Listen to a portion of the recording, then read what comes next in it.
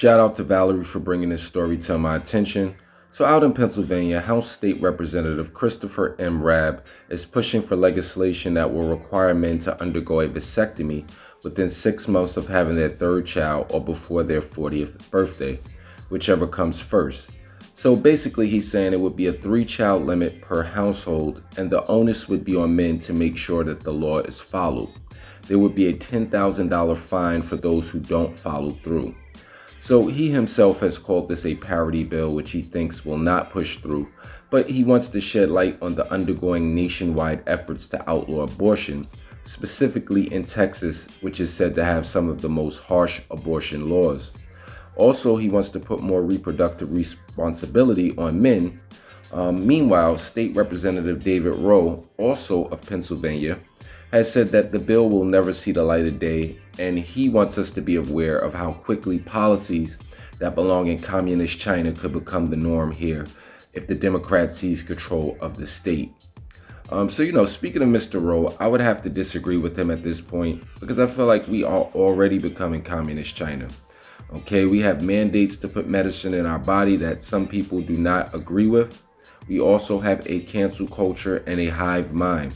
So basically, if you don't believe or do what it is that mainstream media and the masses want, you are looked at as a fool, you are ridiculed, sometimes canceled. And in this case, you can literally lose your job if you're not willing to put something in your body that you don't like. Okay, so now back to Mr. Rabb. I think what he's saying is utterly ridiculous. No man wants to be basically castrated at the age of 40. And I know he's trying to shed light on abortion, but I don't think that would be the answer either. You guys, let me know how you feel about it.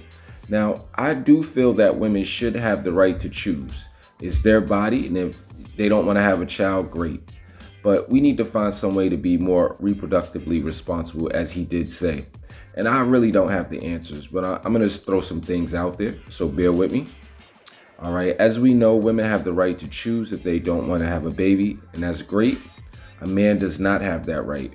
And I feel like if a man says off the rip, we made a mistake, I don't want to have this child, I'm not financially, fit to do this, he should be able to sign a paper saying, listen, I don't want responsibility for the child, no parental rights, and she should not be able to put him on child support.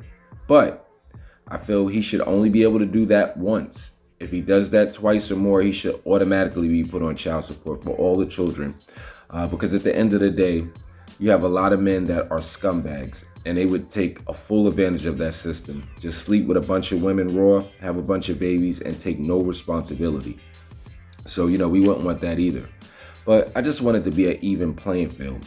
It's not really fair that women can say, I don't want the baby, and the guy might want it. Or opposite, the guy may not want the baby, and the woman wants it.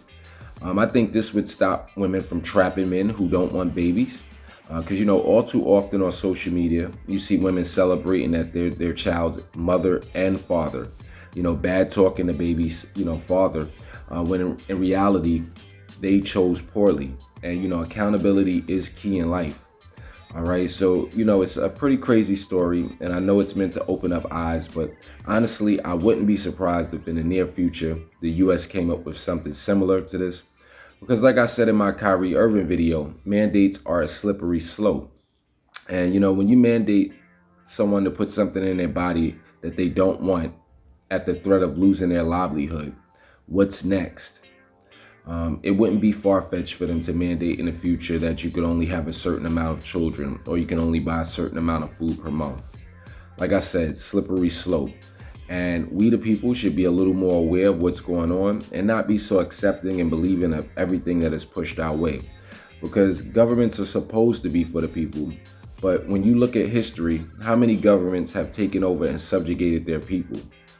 So, this is a great story. Definitely brings light to women's right to choose. And it makes you ask the question, if you are okay with the woman's right to choose, why are you not okay with the person's right to choose what they put in their body? Especially when we are dealing with a situation that does not have a catastrophic casualty rate. So these are some things to think about. And once again, thanks for bringing this to my attention. It's your boy, Mr. Rice. If you knew better, you'd do better. I'll holla. Comment, like, and subscribe. I'm out.